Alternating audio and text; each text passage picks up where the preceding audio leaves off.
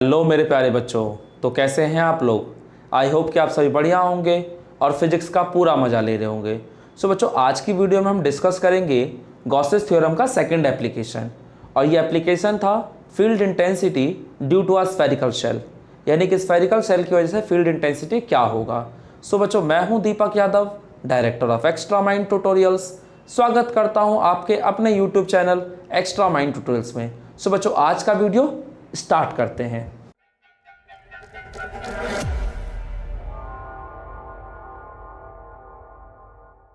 तो बच्चों, जैसा मैंने आपको बताया था कि हमें बेसिकली आज देखना क्या है, तो एक स्फेरिकल शेल की वजह से फील्ड इंटेंसिटी। इसका मतलब मुझे यहाँ पे एक स्फेरिकल शेल दे दिया जाएगा।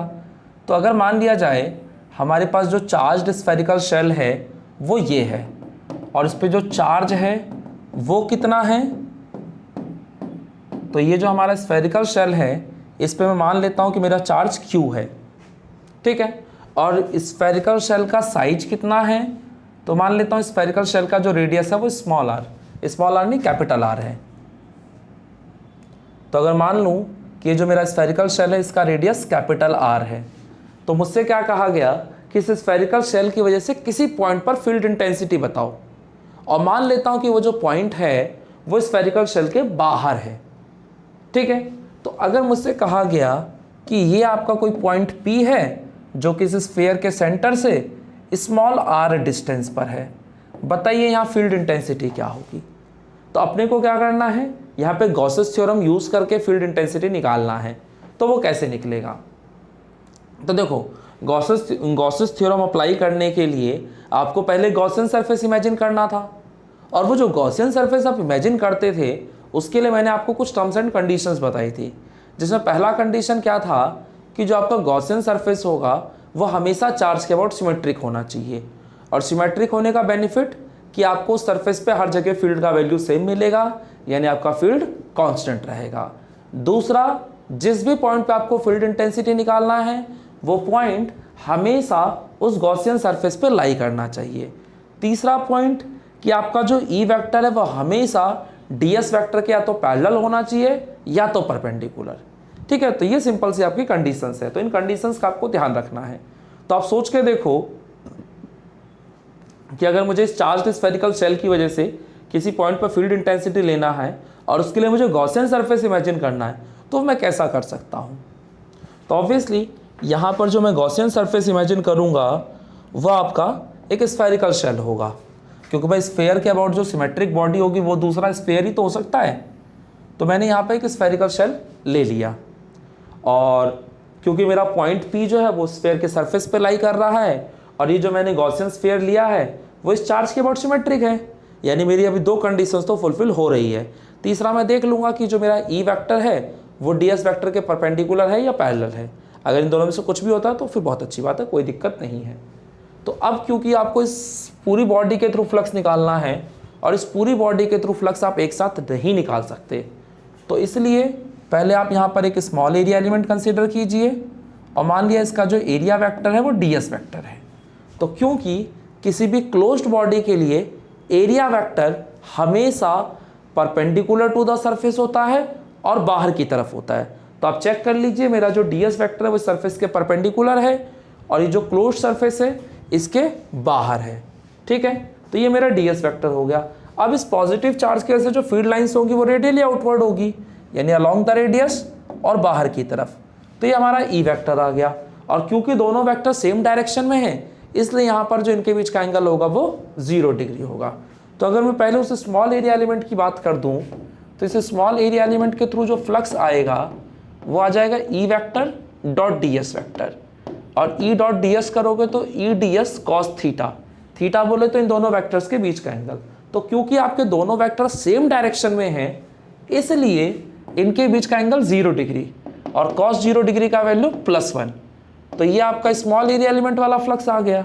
अब अगर स्मॉल एरिया एलिमेंट का फ्लक्स निकल गया तो आप टोटल फ्लक्स निकाल सकते हैं ना, तो therefore total electric flux is phi, और ये कैसे निकलेगा, तो स्मॉल एरिया एलिमेंट वाले फ्लक्स का क्लोज्ड इंटीग्रल करके। तो डी फाई था आपका ई ds के बराबर। अब आपको क्योंकि मैंने बताया था कि जो आप गॉसियन सरफेस लेते हैं वो चार्ज के अबाउट सिमेट्रिक होता है, और इस वजह से उस सरफेस पे कहीं भी चेक कर लीजिए फील्ड का वैल्यू हमेशा सेम आता है, यानी आपका फील्ड कांस्टेंट है। और अगर ये फील्ड कांस्टेंट है तो ये इंटीग्रेशन से बाहर चला जाएगा, तो ई अगर बाहर चला गया तो यही तो आएगा। अब सोचो अगर ये जो स्मॉल एरिया एलिमेंट है इसका क्लोज्ड इंटीग्रल कर रहे हो, यानी कहने का मतलब ये जो स्मॉल एरिया एलिमेंट है, ऐसे अगर आप बहुत सारे एरिया एलिमेंट्स लेके और सबको जोड़ दो तो पूरा स्फीयर मिल जाएगा। और एक स्फीयर के सरफेस एरिया का फॉर्मूला आपको पता है 4πr² होता है। तो यहाँ पे phi is equal to E into में 4πr², आर बोले तो स्मॉल आर, तो ये हमारा फ्लक्स निकल गया। तो ये फ्लक्स निकालने का एक तरीका। अब दूसरा हम गॉसेस थ्योरम की मदद से फ्लक्स निकाल सकते हैं ना, तो एज पर गॉसेस थ्योरम, तो गॉसेस थ्योरम हमारा क्या कहता था कि किसी भी क्लोज्ड बॉडी के थ्रू जो फ्लक्स होगा वो उस बॉडी के अंदर जितना भी चार्ज है उसका 1/ε0 टाइम। तो आप सोच के देखो कि जो आपका गॉसियन सरफेस है इसके अंदर ये सारा का सारा चार्ज ही तो आ रहा है, और ये सारा चार्ज है कितना, तो Q, तो यहाँ से फ्लक्स आ जाएगा Q/ε0। तो ये हमारा दूसरा तरीका हो गया फ्लक्स निकालने का। अब तरीका कुछ भी हो, फ्लक्स तो सेम ही आने वाला है ना।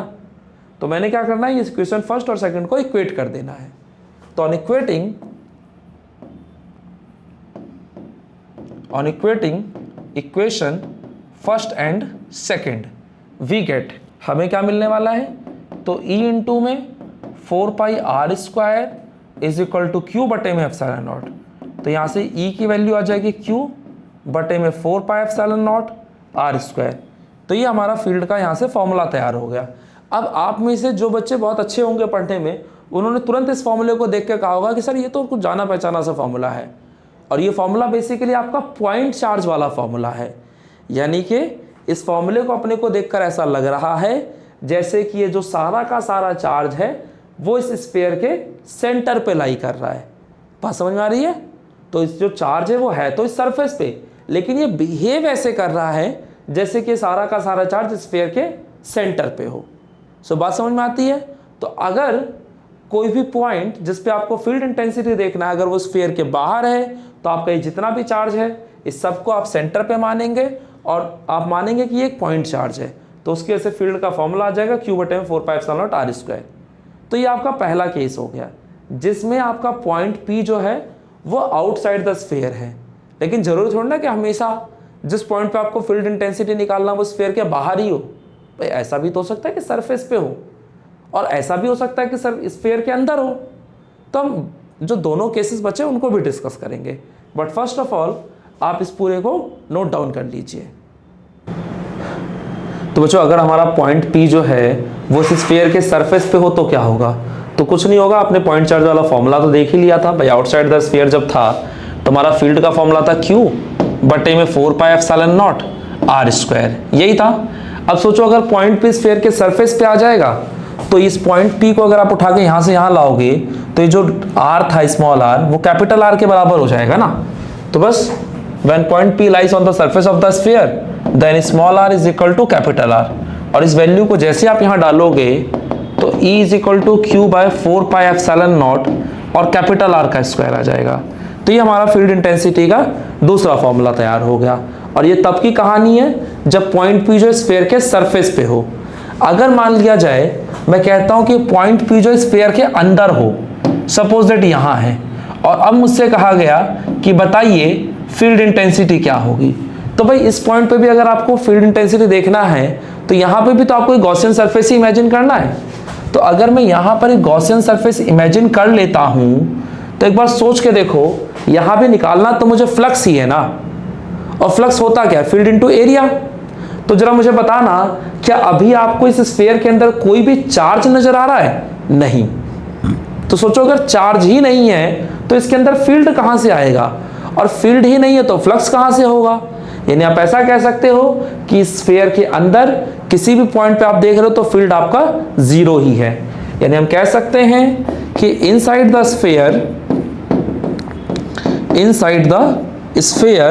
क्योंकि स्फीयर के अंदर कोई भी चार्ज नहीं है, inside the sphere no charge, there is no charge. ठीक है, तो हम क्या लिख सकते हैं, inside the sphere there is no charge, कोई भी चार्ज नहीं है, इसलिए जो हमारा इलेक्ट्रिक फील्ड का वैल्यू आएगा वो 0 आएगा। तो फिलहाल अभी मुझे तीनों ही चीज़ें पता चल गई कि भाई स्फीयर के अंदर कोई चार्ज, स्फीयर के अंदर कोई फील्ड नहीं है, स्फीयर के सरफेस पे फील्ड ये है, और आउटसाइड द स्फीयर चले जाओगे तो फील्ड ये है। अब यहाँ पर जो सबसे इंपॉर्टेंट है वो है ग्राफ, कि भाई फील्ड का वेरिएशन डिस्टेंस के साथ बताइए कैसा होगा। ठीक है, तो फील्ड का डिस्टेंस वेरिएशन अगर आपको डिस्टेंस के साथ देखना है तो यहाँ पे आप क्या करने वाले हैं, तो यहाँ पर मैं एक पॉइंट बना देता हूँ जहाँ पे small r is equal to capital R होगा। तो ये पॉइंट जो है ये आपके सरफेस को रिप्रेजेंट कर रहा है, क्योंकि जब हम सरफेस पे थे तो मेरा स्मॉल r कैपिटल R के बराबर हो गया था ना। तो सोचो अगर मैं इसके इधर हूँ, यानी मैं इनसाइड द स्फीयर हूँ, और इस पॉइंट के अगर मैं इधर हूँ, इसका मतलब मैं आउटसाइड द स्फीयर हूँ। तो क्योंकि हमने देखा था कि स्फीयर के अंदर तो हमारा कोई फील्ड ही नहीं है, और अगर फील्ड नहीं है यानी y कोऑर्डिनेट 0 है तो पॉइंट x एक्सिस पे ही तो लाई करेगा। तो इसलिए इनसाइड द स्फीयर देखोगे तो फील्ड की वैल्यू ये है, यानी 0। अब अगर आप सरफेस पे आ जाएंगे तो सरफेस पे फील्ड का वैल्यू ये है, और अगर आप आउटसाइड द सरफेस चले जाते हैं तो वहाँ फील्ड का वैल्यू ये हो जाता है। तो इस फॉर्मूले को अगर आप देखेंगे तो आपको समझ में आएगा कि आपके इलेक्ट्रिक फील्ड और डिस्टेंस के बीच इन्वर्सली का रिलेशन है, यानी कि इस स्फीयर से जितना आप दूर जाते चले जाएंगे आपका फील्ड उतना ही कमजोर होता चला जाएगा, यानी फील्ड और इसमें इन्वर्सली का रिलेशन है। ठीक है, अच्छा अब एक बार प्रैक्टिकली सोच के देखो कि अगर इनसाइड द स्फीयर फील्ड 0 है और स्फीयर के बाहर जाने पे फील्ड कम हो रहा है, तो भाई फील्ड की मैक्सिमम वैल्यू कहाँ पे होगी, तो जहाँ से फील्ड की शुरुआत हुई थी। तो फील्ड की जो शुरुआत थी वो सरफेस से थी, तो सरफेस पे जो फील्ड की वैल्यू होगी वो मैक्सिमम होगी। तो अगर मैं मान लूँ कि फील्ड की जो मैक्सिमम वैल्यू है वो ये है, तो ये वैल्यू कब आएगी, तो जब हम स्फीयर के सरफेस पे होंगे, यानी जब स्मॉल r आपका कैपिटल R के बराबर होगा। ठीक है, उसके बाद अगर हम बात करते हैं तो हमारा क्योंकि फील्ड इन्वर्सली का रिलेशन शो कर रहा है, इसलिए हमारा जो ग्राफ होगा वो कुछ इस तरीके से जाएगा। सो आपको बात समझ में आ रही है, पहले आपका ग्राफ ऐसे गया है, देन फिर ग्राफ ऊपर उठा है, एंड देन फिर ऐसे चला गया। तो ये हमारा फील्ड का वेरिएशन है डिस्टेंस के साथ। बहुत बार ये ग्राफ आपसे पूछा जाता है, चाहे बोर्ड एग्जाम हो चाहे कॉम्पिटिटिव एग्जाम हो, तो ये चीज़ आपको हमेशा ध्यान रखनी है। तो फिलहाल बच्चों आज की वीडियो में हमने एक स्फेरिकल शेल की वजह से फील्ड इंटेंसिटी के फॉर्मूलेज डिराइव कर लिए। ठीक है, तो आज की वीडियो में इतना ही, बाकी नेक्स्ट वीडियो में हम इसके आगे का टॉपिक करेंगे। तब तक के लिए अपना ध्यान रखिए। वीडियो अच्छी लगे तो अपने दोस्तों के साथ शेयर जरूर कीजिए, खास करके उन दोस्तों के साथ जिन्हें आप हमेशा अपने साथ देखना चाहते हैं, वरना पता चला आप हमारी वीडियोस देख के टॉप मार गए क्लास में और आपका साथी फेल हो गया। तो ऐसा नहीं होना चाहिए, आपका साथी हमेशा आपके साथ होना चाहिए। तो उसके लिए जरूरी है कि वो भी उतना ही पढ़े जितना आप पढ़ रहे हैं। ठीक है बच्चों, खूब ध्यान लगाइए और खूब मन लगा के पढ़िए। चलिए तब तक मिलकर ध्यान रखिए, बाय बाय।